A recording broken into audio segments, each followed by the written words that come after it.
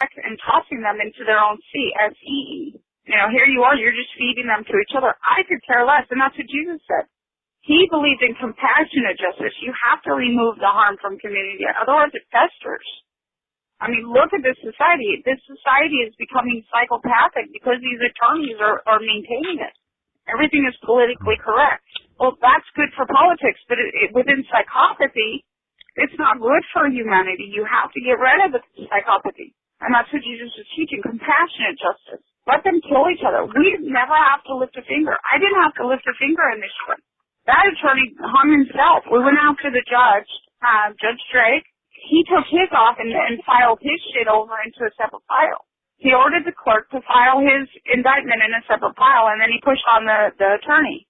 I don't care if they do that. As long as they take somebody out, I don't care who the fall guy is. Because that teaches the next guy not to do that. And if they do, I will indict them. And they will be the ones kicking and screaming. These people are tearing each other apart. Like, it's the intellectual equivalent to drawing and quartering. I mean, they're stripping them of their names. They're taking all of their shit. If I claim illegal compensation, they put a seizure on their assets for a year. Minimum of a year. You know how bad that hurts a psychopath that's maintained by his title? He knows himself only by his car and his house and his shit. When you take his shit, he's already tossed into the pits of hell. He doesn't know himself. Tami, I got a question. Tami, if we're trying to put them in shit, is it a good idea to let them get rid of their shit? Yep, and it goes right into your hands because what happens is when you do an illegal compensation claim against them, their assets are seized for you.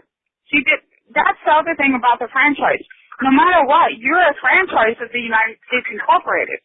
Now, these are nations. Each municipality is a nation foreign to the United States. Every time they injure you or put you into law, they're injuring the United States. This is espionage. Right. Yep. Well, the thing that's cool is what you're saying about the Cestui Que Vie.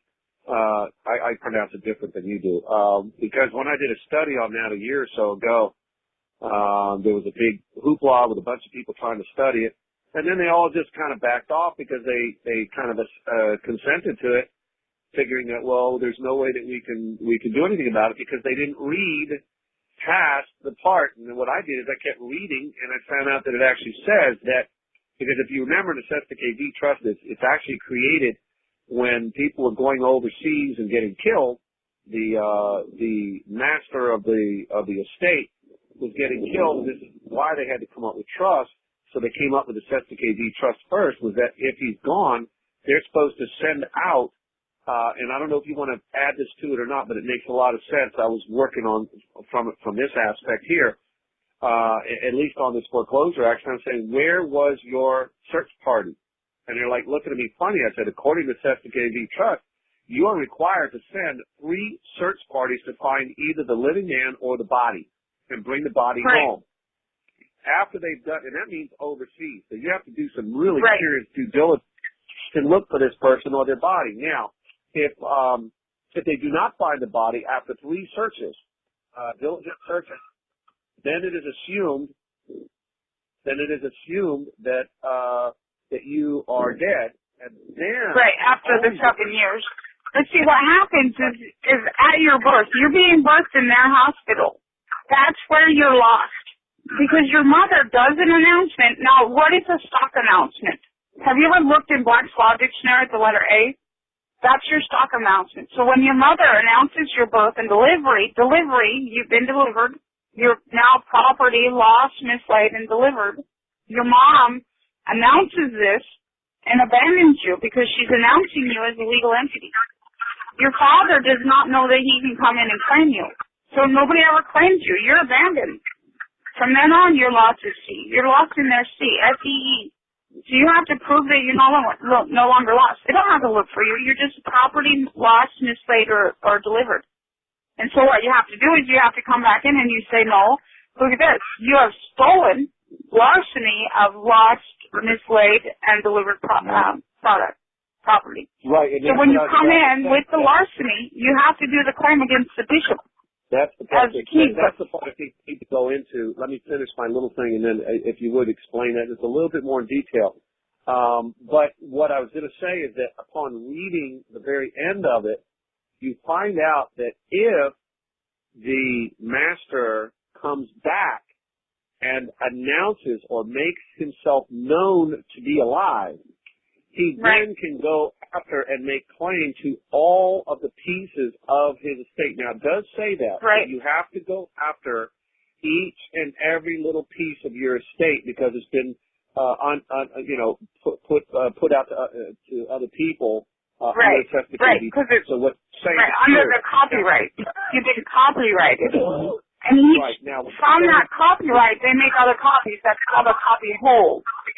And so once you're first hypothecated into the thing, you're copyrighted. You're a share of stock, and then they can make a series of copies. That series is the dollar bill. There's a serial number on each one, and each one of those is your series of debts. So here you have this name, this name, this name, this name, this name. You can bring them all back in. You have to get rid of all of the bills of attainder, all of the commission, all ordinances, warrants, writs of attainder, blah, blah, blah. You have to get rid of all of that. And you can do that within the document. But you have to do that all at one time. And you can. I mean, you look at how the book is written. Now remember, your book is being written by these fucks. And the book says that there's a title, there's a chapter, there's a code, which is words, there's statements, or statutes, which are statements of compulsion. This is your book that they're writing for you on your behalf. This is what you could be, should be, ought to be, or otherwise would be, instead of what you are. And so you have to obliterate the book. Charles, is any of this making sense to you at all, Charles, or do you understand where she's, I mean, this is biblical, spiritual stuff. Yeah, I mean, I'm listening to it. I mean, I certainly recognize some of the biblical allusions there. I'd love to see some of it a little deeper, I guess, how they present it to the court, because I can't quite picture how you'd use this. Well, she says you have to file this action or you have to file this document into an existing action or have an action going to get it to before the court. Right. Well, yeah. Because the Cestui Que Vie Act what that is, Cestui Que Vie means motion to show, with what cause do you live? So there's a motion to show cause life. How do you deal with a motion to show cause? You have to show cause. Yeah. Well. So by admissions, you have to appear on admissions and show cause that you're alive. You have to show that you're alive on admissions by the evidence. And once you reveal yourself, you're revealing God. God's appearing. He's being revealed as per revelation. Well, now, do you do this by motion or affidavit, or how do you do it? Never an affidavit. If you're doing an affidavit, you're giving them jurisdiction. You're applying something, and that has to be certified and notarized by one of them, right? So you never have your free will. You're never your own authority. You have another authority to certify you. How do they certify you? They see your identification issued to you by your corporation. That's your stock. That's part of your copyright and copy hold. So what you do is you have to admit on the evidence with an admission statement that you're alive. And you never, ever come behind a motion. You have to come upon a motion. You move the court. You're the director, and you have to be the director. Otherwise, this isn't going to work. If you have any kind of certification or notarization or anything else, you're allowing somebody else to say, yep, that's him. Well, what are they viewing? They're viewing your state-issued identification to verify you are who you are. No, you have to go in on your own authority, absolute authority. What is absolute? Absolute, the word means away from the solution. Well, what is that? Perfect. So you come in under your law, which is absolute law, and that which is perfect is come, correct? And Jesus said that. When that which is perfect is come, that which is in part is done away. Here you are, you're perfect. You have to show the absolute. You have to come in and compel absolute law, absolute authority. No more statutory law, no more claiming UCC shit, because these attorneys are putting people in jail. You cannot claim that that is your stock. Somebody owns you as stock. You can obliterate that stock. You can tear it up. You can destroy that stock and say it doesn't no longer exist because you hold the stock. You're the stockholder, but you cannot own that stock. You can't go in and make a UCC claim on it. It's somebody else's stock. So you have to destroy it and become the administrator of your own estate and you become the authority. Then it's over. They have no other ability to administer your state. You nullify the courts by maintaining life. Every single law is a fiction. Law is created out of fiction. If you read movies of law, it's all fiction. Once you're a living being, it only takes one living being to nullify every court. It's all gone. They no longer exist because they're not needed. There you are. You're going to judge your own matters. You will be the judge. You're no longer harming each other. They've been telling you all these years that you harm each other.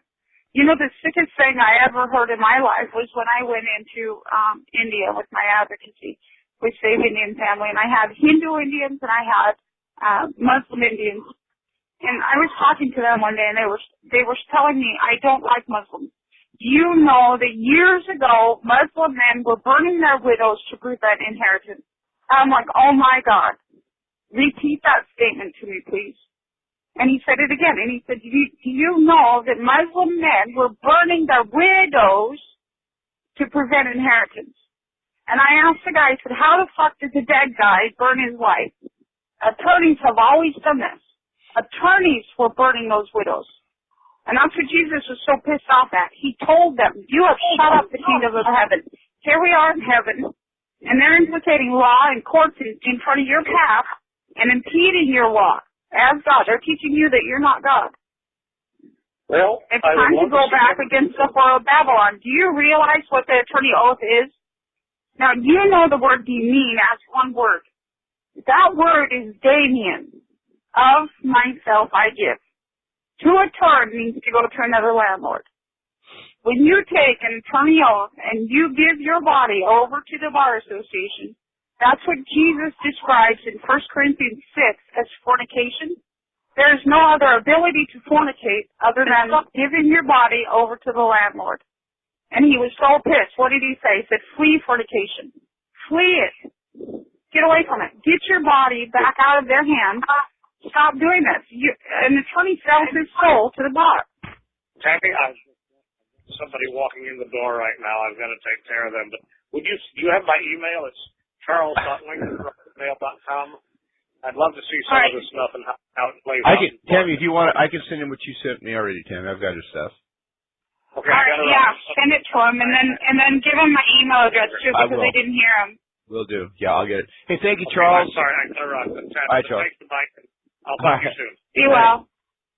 Okay, he's gone. Yeah, he's what I think could be a real benefit to us because he's real open-minded. He's pissed off anyway because, like I said, they've actually thrown him out of Texas. He can't even go into Texas anymore. They banned him from doing any paperwork.